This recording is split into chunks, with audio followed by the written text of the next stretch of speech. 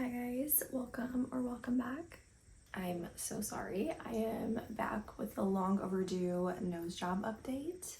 I am 4 months post-op now. I was gonna do a 2-month update, which I think I had mentioned that in the previous video, but I didn't feel like that many things had changed. So then I was thinking about doing a 3-month, and then things just kind of got busy in my life. So I just put that off, and now I'm back doing a 4-month update. I also wanted to wait until I had collected like a lot of things that I had noticed. And so I wanted to give you guys a really good update and just kind of let you know the things I noticed and what I think so far. First, I just want to say I'm obsessed with the results. Like, I couldn't have expected anything better.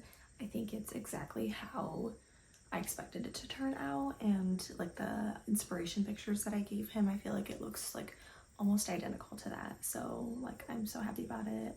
The healing has been amazing. Like, it's been perfect. I've not had any like major things, which I have had some things that I just asked them about, but I'll mention that later on in the video too.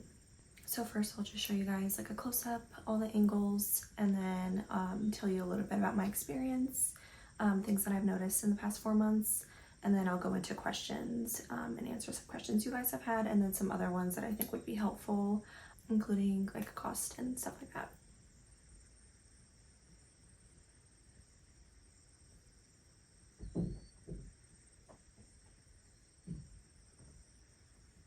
My surgeon was Dr. Sadat Rezgar, which I don't know if I'm pronouncing that correctly, but he is from Turkey.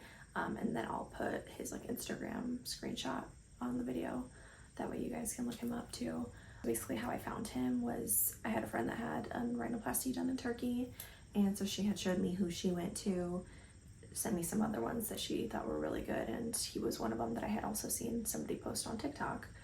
So I was like looking at everyone's work. I just messaged all of them. They have like a WhatsApp number in their bios. So I had messaged him to see how much like a cost would be and what's all included in it. And then I did see a girl's TikTok who posted about him and her experience with him. And they gave her like a promo code to use, and it was like $250 off. So he quoted me for a primary rhinoplasty, $4,400. And that was with the surgery, the medication that comes with it, transportation. So they would pick us up from the airport, take us to the hotel, which the hotel was included, and then they would take us from the hotel to the hospital, and then back to the hotel from the hospital, and then to the airport from the hotel once we were going back home. So it was like everything basically included besides flight, which I ended up getting separate. I had sent them that promo code that I found on TikTok for the $250 off. So then I ended up paying $41.50 for all of that besides the flight. And then the flight that I got separate was like $1,030 or something. So it was like less than $5,200, or like almost $5,200 in total, which I feel like is a steal because I went for 8 days and pretty much got surgery and vacation out of it for that price. And also go over like how much money we spent in Turkey in total for like spending money, because Turkey is like very affordable compared to America. So I had decided to go through with them, and the price that I got quoted was at the end of 2023, but I ended up scheduling my surgery in 2024. I just asked if I end up waiting and scheduling it in 2024, if they would honor the price that they gave me back.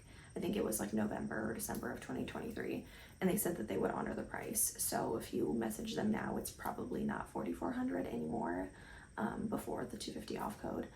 But I don't know how much the price would have gone up by then, but that was the price I was quoted at the end of 2023. I ended up going through with them. They booked the date. I had to send a deposit. I think it was like $450, and that like secured my surgery date. And I didn't know like what time anything was gonna be until I got there. So when I got there, I had gotten a message from somebody that was gonna pick us up. And basically when you walk out of the airport, there's like these like stands that had almost like bulletin boards, but like stand version. And they just have like different numbers all over them, or like pieces of papers with numbers on them. And so they sent me a picture of like the number we would use to find like the person standing up, like the booth or whatever you want to call it. But So then we found the guy, and he then took us to like the car that was going to drive us to the hotel. It was like a van. Then the van just took us to the hotel, and so it was nice to not have to like figure out how to do everything in like a different country where you don't speak the language. So I would highly recommend, if you do it, get hotel and transport included in your price. Find somebody, if you don't go with him, find somebody that does it included, because it just makes everything so much easier. So I'm going to talk a little bit about how the last 4 months have been. So the first month, when I came back, I was still using like the nasal spray, the ointment, everything like that I was supposed to be doing. And then I noticed like crusts under where my incision was at, because I had an open rhinoplasty. And so I sent them a photo, because I had never really seen other people have it. And every time I looked everything up, it would be like botched nose jobs and like things that were way worse than what mine looked like. So then I was getting nervous. I was thinking it was infected. So I sent them a picture, and I was like, is this normal? Like, what should I do? And they just said to just continue using the spray and like the antibacterial ointment, which I still was using. And they just said it looked a little bit like red, but like it was fine. And what I think was happening was my skin wasn't liking the sutures or like the stitching that was still in there, because it took probably like a few weeks. It's hard to remember, it's been a while, but it took a few weeks for it to all come out. But basically, like, it would scab up underneath, and then it would like soften, and then with like a Q-tip, when I would clean it, it would just come off, and then like a stitch would come out with it. And so like slowly every few days, like another one would come out, until they all came out. And I just kept using the ointment because it was just like a little bit open underneath. And if I still have pictures, I'll probably put one up, even though, warning, it's kind of gross. But so if that happens, just continue what you're doing. Like, it's fine. I was so nervous because I thought it was infected, but it ended up being fine. The stitches on the inside of my nose, the ones on the right nostril, like came out on their own without me even noticing. I think just because everything was so like congested and boogery, I didn't see like the actual stitches, come out. But I did feel stitches still on the inside, like on the inside of this nostril. And I could feel them, like it was like prickly, like they were like poking out for probably like a month to a month and a half post-op. Like, it was in there for a lot longer than this side was, and that kind of made me worried, because I was like, are these ever gonna come out? But eventually they did. So like, everything just takes time. Like, just let it work itself out. Like, the healing time takes a while sometimes, depending on the person. So if you still have stitches that are in there like longer than you think they should be, they're probably just taking their time to come out, and it's fine. So everything ended up being good. I didn't get infected. I didn't need antibiotics. I didn't need anything extra besides what they already gave me. So I was so thankful for that. Once all the stitching came out, like, my incision healed beautifully. I do have makeup on, but like without the makeup, there's no like red line. If you look super closely, you could probably like see a very faint like skin color line just from like where it has healed, but it's not anything noticeable at all without makeup on. Something I have noticed is when I go like this, I feel pulling from here, and not anything like painful or anything. It just feels a little bit weird, and it's just something I'm not used to. But then again, I don't like make that face very often, so it doesn't matter. Then around like the 3rd month, I noticed that when I was chewing, or if I like moved my mouth to a side like that or that, even now it sometimes happens, but it was around the 3rd month when I noticed it. This part would like move, like, and it would almost feel like, it's so hard to explain, like the cartilage would get like stuck. You could like feel it, this move side to side, and it felt like cartilage moving. Like, that's probably the best way I can explain it. It doesn't hurt, it just feels weird, and I don't know like why it does that. I don't know if this is like swollen, or if now I have like new cartilage placed there that I didn't have beforehand. I don't know, but that's just something that I noticed that I hadn't seen other people talk about. So it's just kind of like a weird feeling, but it just, once you go back to normal, it goes back to normal too. And then another thing is swelling. Like, my nose looked different all the time. Like, it didn't look the same every single day. I would wake up, days it would look bigger, other days it would look smaller. that is all a part of the healing process. I don't ever look at it and be like, oh my gosh, like now it looks bigger, like I hate it. No, I know all of it's part of the healing process. I love it regardless. Like I know I'm not fully healed, but like if it stayed the way that it looks right now, I would be good with that. Like honestly, I think it's perfect. If it gets any smaller, even better. Like I would be surprised because I feel like it's healed so well and it fits my face that I can't expect it to change anymore. But I am only 4 months post-op, so it could, I don't know. But I just feel like where it's at 4 months is like what I could wish for. So I'm happy if it just stays the way it is.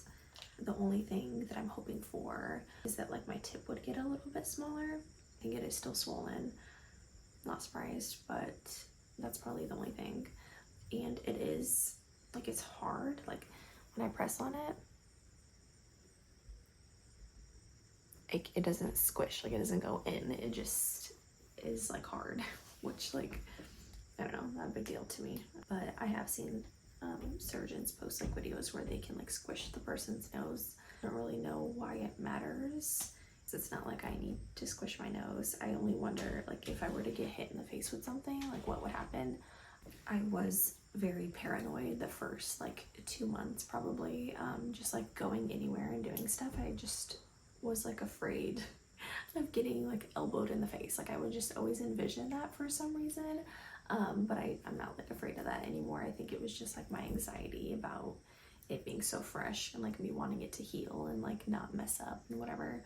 So I don't know, but I don't think about that anymore. I also talk about taping and sleeping. So I was not good with taping. He told me that I could just tape at night, but for the first like month to month and a half-ish, I would tape pretty much 24/7. And then I got a new job and I was wearing my makeup a lot more.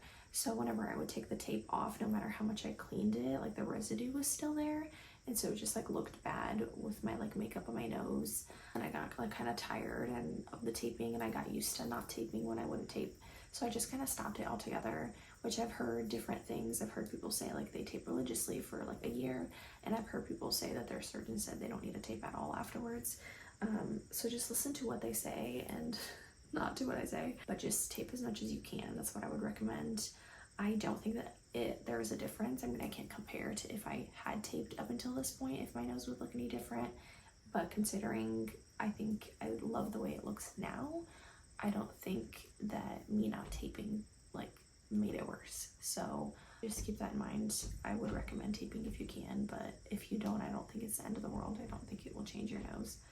Sleeping, I wasn't super great with either. So at the hotel, I had like 2 pillows I would lay on, and then I would sleep on my sides because I'm not a back sleeper at all. I'm actually a stomach sleeper, so I cannot sleep on my back like to save my life. And I talked to the surgeon's assistant. I asked like if I sleep on my sides, is that okay? And she said as long as like my side of my face and my nose wasn't in the pillow, like it was fine.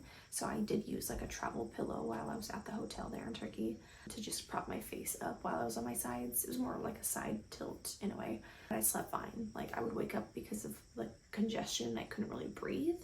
I'd wake up every few hours, but I was fine. And then once like I got the cast taken off and everything like that and I could breathe, like when I came back home, I would sleep through the night, so it was fine. So I did sleep on my sides with 2 pillows. I had like a European pillow and then my normal pillow here at home, which I still use 2 pillows.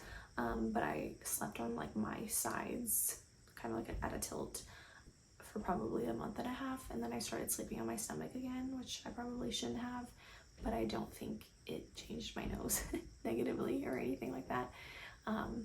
It's just like I can't sleep on my back. I have the urge to sleep on my stomach, and I will like knock out within like minutes of laying on my stomach. So I made that decision to do what was best for me. So, but if you can avoid sleeping on your stomach and your sides, then I definitely would. I know a lot of people, like I've seen people's comments and stuff where they're nervous to get a rhinoplasty because they're afraid they can't sleep.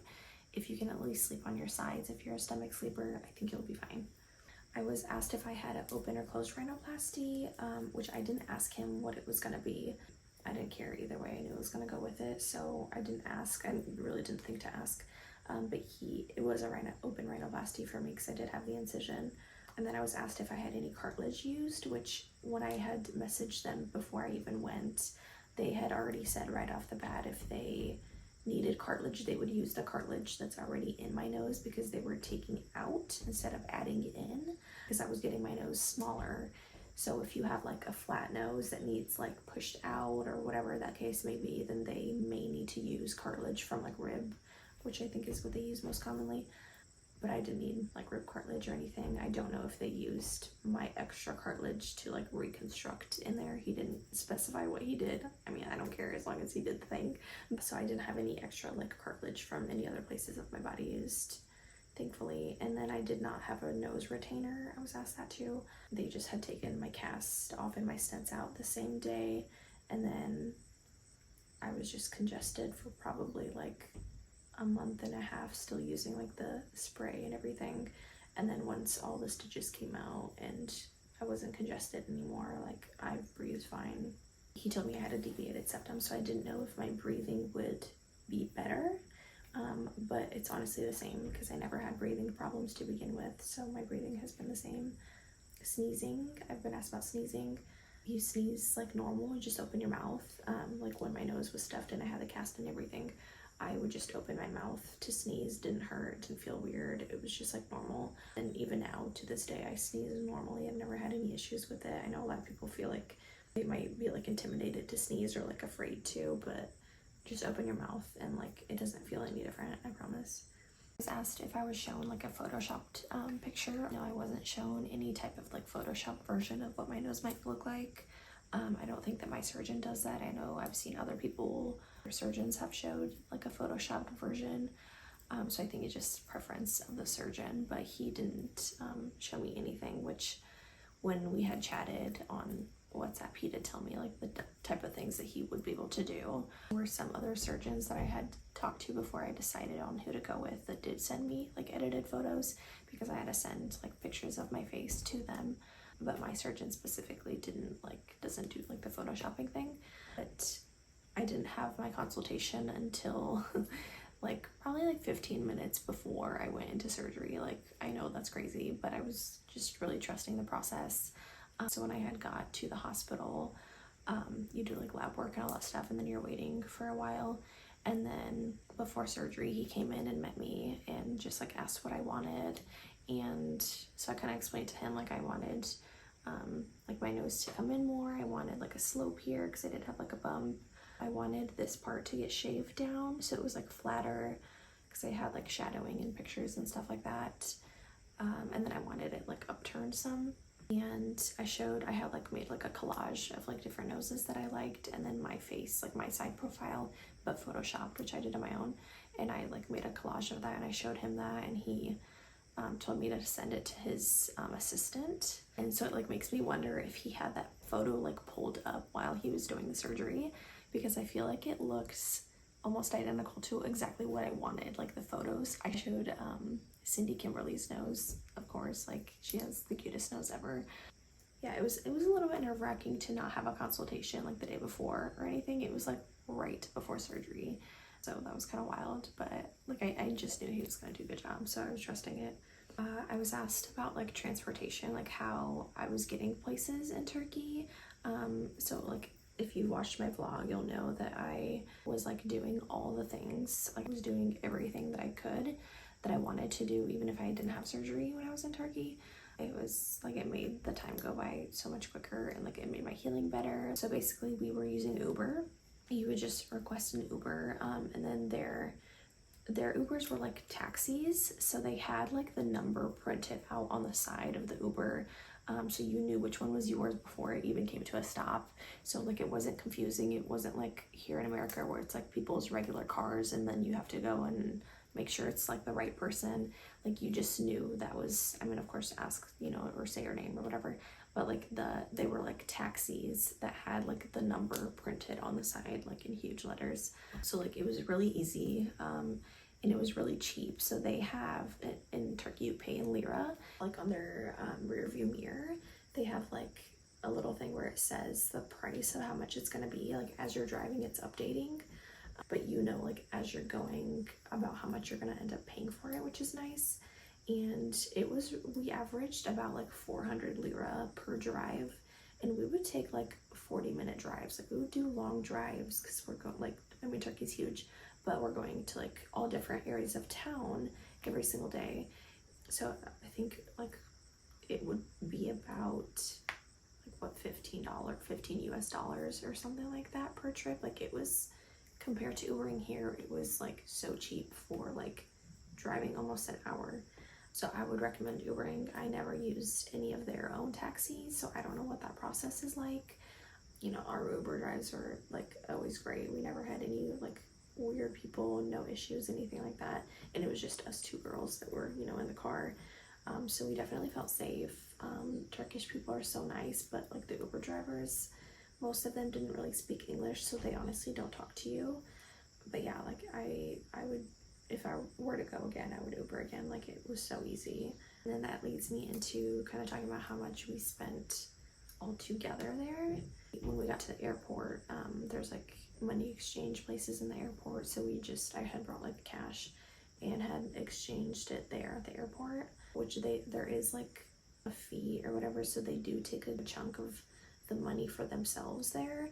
So if you can wait like to go somewhere else, that's fine, but I wanted to like have money to use right off the bat there just in case I needed it. So I was fine with like the conversion fee or whatever. So we just converted our money there at the airport. Turkey is so affordable that we weren't really needing to look at how much we were spending.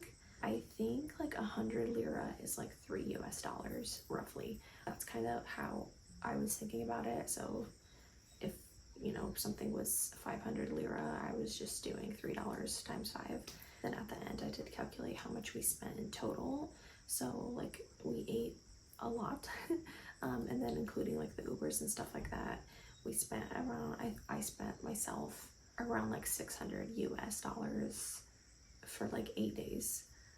There was some shopping in that too, so definitely affordable. If I was anywhere else, I would have spent way more than 600, but I would just bring like a good chunk of cash with you, because I did use my card at some places like ATMs to get money out. And they would convert it for you, or so it wouldn't come out in US dollars, it would come out in liras. But there was, I think with Chase, so there was like a $5 fee or something every time I pulled money out. So like it was cheap to do so, but I would just bring like a good chunk of money with you just to be safe. Some things I'm just now thinking of to talk about: my hospital stay. So I think if I knew what to expect, it would have been fine. But because I didn't know what to expect, and I come from, like, I'm a nurse, so I come from working in healthcare, it was like very weird to me, and it was like upsetting. In my first day there, like I wanted to go home. Basically after surgery, I was laying there trying to wake up and whatever for like about 2 hours, and then it was like 2 p.m.-ish or something, and then I'm just laying there, fast forward till like 8 p.m. and like no one came in my room. I had my IV hooked up to like a saline bag, but it wasn't going. I just was confused why nobody came in. Nobody was giving me pain medications. Nobody was giving me antibiotics. I wasn't being updated. I wasn't being checked on. That was the worst part for me, is that nobody came in to even see if I was alive. Like, what if I had some type of reaction, you know?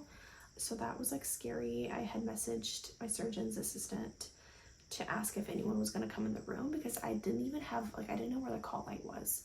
And so I just like, I felt very like isolated, and she had like let me know where the call light was. She's like, it's on the wall behind you.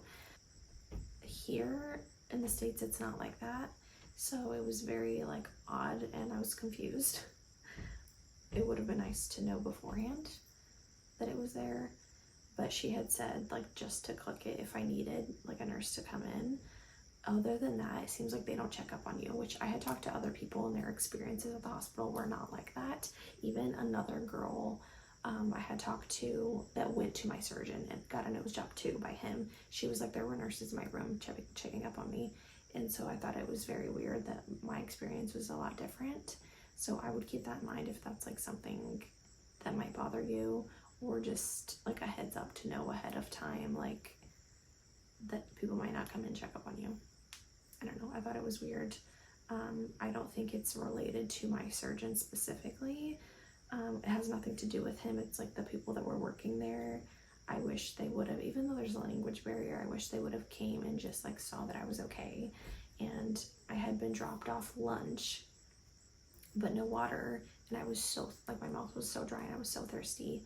So I literally had to go out there holding my IV bag above my head in my pajamas, looking like a hot mess, like 2 hours after, or like a few hours after surgery, and go find a nurse because I was so confused. Like I didn't know what to do.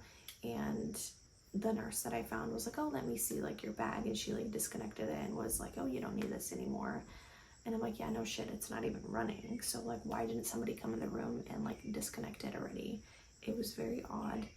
But yeah, I just wanted to mention, I don't think it's specific like to my surgeon. Like, I wouldn't say don't go to him because I had an odd hospital experience. No, like, he did his work and he did a great job, and I would recommend him. I would just keep in mind that it's possible that you don't get checked up on in the hospital. But then again, everyone's experience is different, so I don't know. And then another thing is you need, like, I think they're supposed to send you just like a screenshot. I don't think it's supposed to be like physical papers, I'm not sure though, but they're supposed to give you something that says that you had surgery and it's okay for you to travel back home. They didn't send me that, and so when I got to the airport, there was a lady like asking me like if I had that proof of being able to travel, and I was like, no, they didn't give it to me.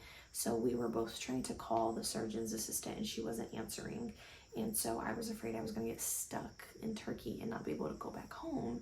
And they kept asking me if I had anything like in my nose, but I think they kept asking me about like stitches or something, and I was saying like I have stitches, like normal stitches in there, but I don't have anything like up my nose. I don't like have any metal, like I don't have anything that like I can't travel on an airplane with.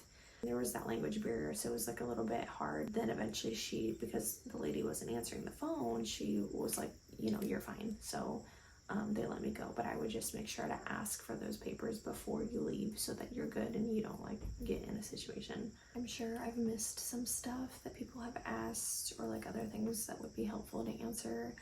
I try to write down as much as I could think of, but if you do have any other questions, just comment them down below and I'll reply to you guys. Let me know if you want like a 6-month post-op. I'm kind of trying to figure out like what's my next update gonna be about my nose. But yeah, let me know if you want like 6 months or whatever months you want. I went to LA in July, so I have that vlog coming up soon, and then some try-on hauls that'll be up soon. I was just trying to get this video out first before I posted anything else because I know some people have been waiting for an update, so I'm sorry to keep you waiting. I had a lot on my plate, and then I also got lazy with it, and then I also like didn't have storage on my phone. It was like one thing after another. Even as I'm recording this, I'm like running out of storage, so I have to keep deleting things, and so hopefully I didn't miss anything. But yeah, I think that's all I have for my 4 months. I love it. I don't regret it at all, and thank you so much if you've stuck around with me for this journey. It's been very exciting. This is like the first huge thing I've ever done for myself, so thankfully like it's been good, like no complaints at all. I would do it again. Yeah, I'm excited. Those of you that have been like supporting and commenting, it means a lot to me. But yeah, thanks for watching, you guys. I'll see you in the next one.